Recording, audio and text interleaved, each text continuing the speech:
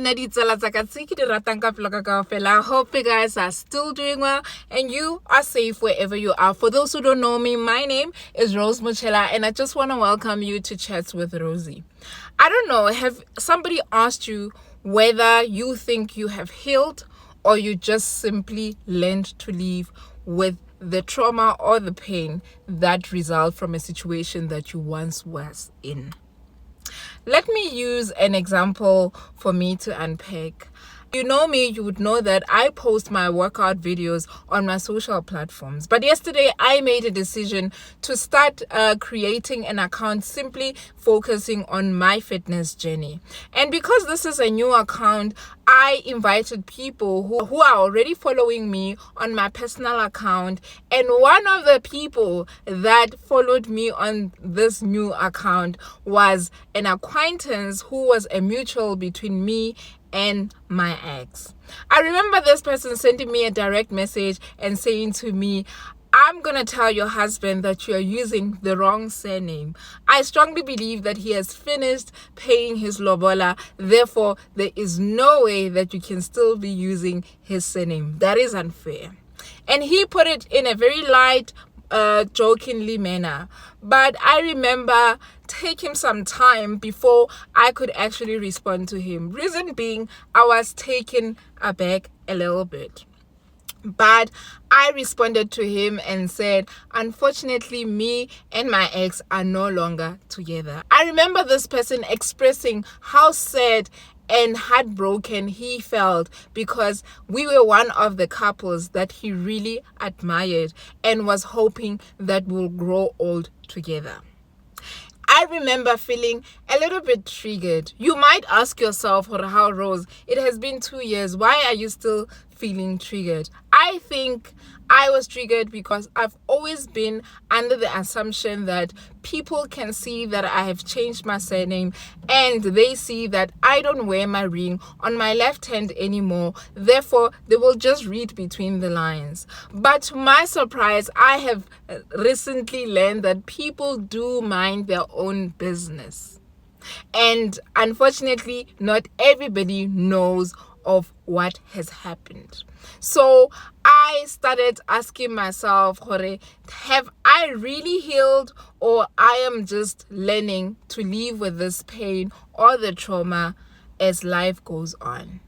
And I also was reminded by a conversation that I once had with my therapist, who told me that divorce is just similar to losing a loved one. The only difference is that you are grieving a person that is still alive. This is a person that you still have to encounter with, especially in my case, because we are raising a son together. And also we know mutual people, and therefore they will remind me of him. Imagine you losing a loved one in death, and every time you meet someone, there's a person that asks you, where is this person? And you find yourself having to relive your grief and also go back to how you felt when you lost this person, and having to tell them that sadly this person has passed on. Obviously, because there are people who care and they would be heartbroken, they will express how shocked they are. They will obviously empathize with you and try to comfort you.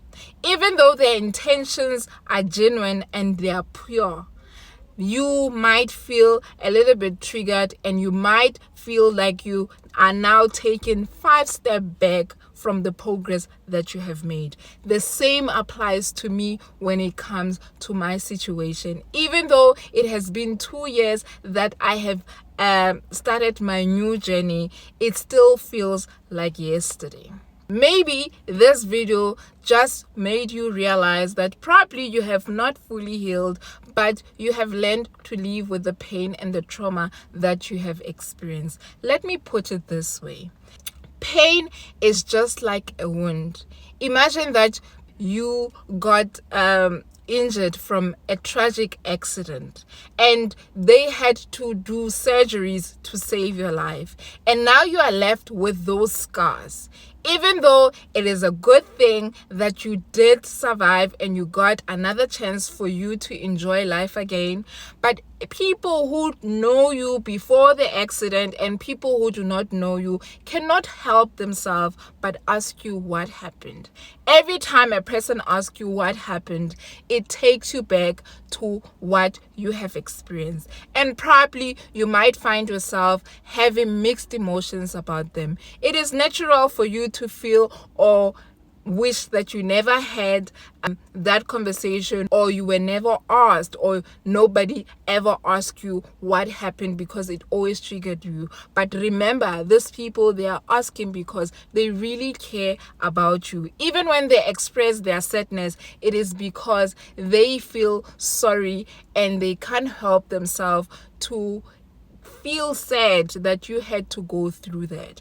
But I need you to focus on the positive.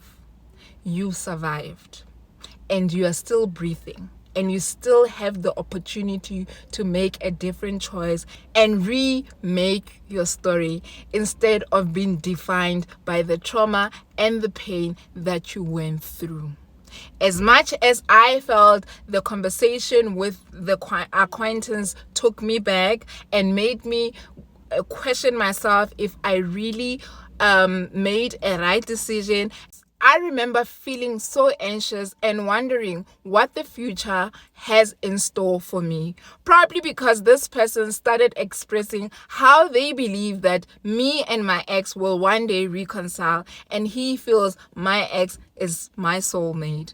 I felt a little bit frustrated or a little bit annoyed, but I had to quickly cancel myself that they are saying this in the most caring and genuine form that they can. Probably you are also feeling the same. I will ask you to just try and exercise patience, because not everybody is aware of what you have went through.